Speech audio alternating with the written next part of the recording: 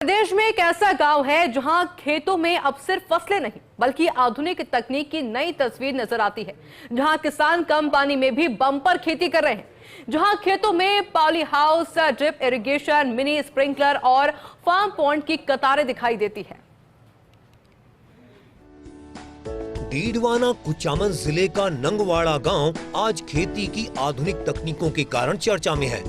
रेगिस्तानी इलाके में बसे नंगवाड़ा गांव ने खेती की परिभाषा बदल दी है।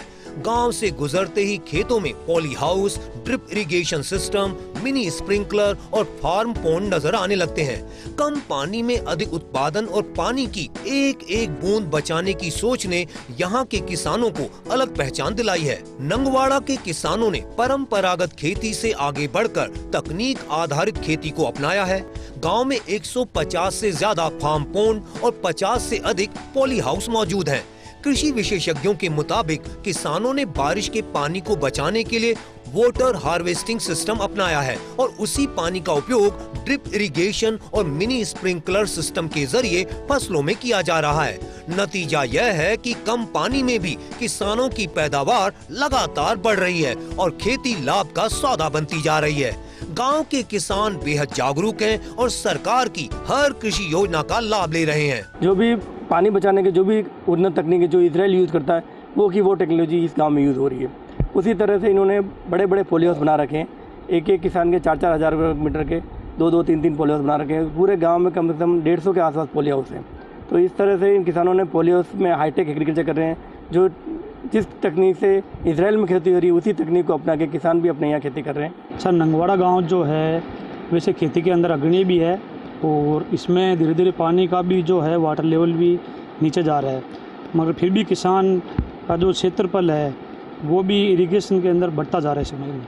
मतलब पहले खेती अगर 10,000 हेक्टेयर के अंदर अगर यहाँ पे अगर बुआई होती थी तो आज वो बढ़ के 1200-1300 हेक्टेयर 1500 हेक्टेयर पहुँच चुकी है।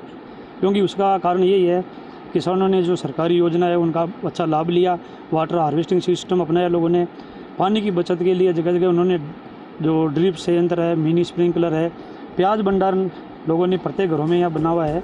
रेगिस्तानी इलाके में बसे नंगवाड़ा गांव ने ये दिखा दिया है कि खेती केवल मौसम पर निर्भर नहीं बल्कि सोच और तकनीक पर भी निर्भर करती है।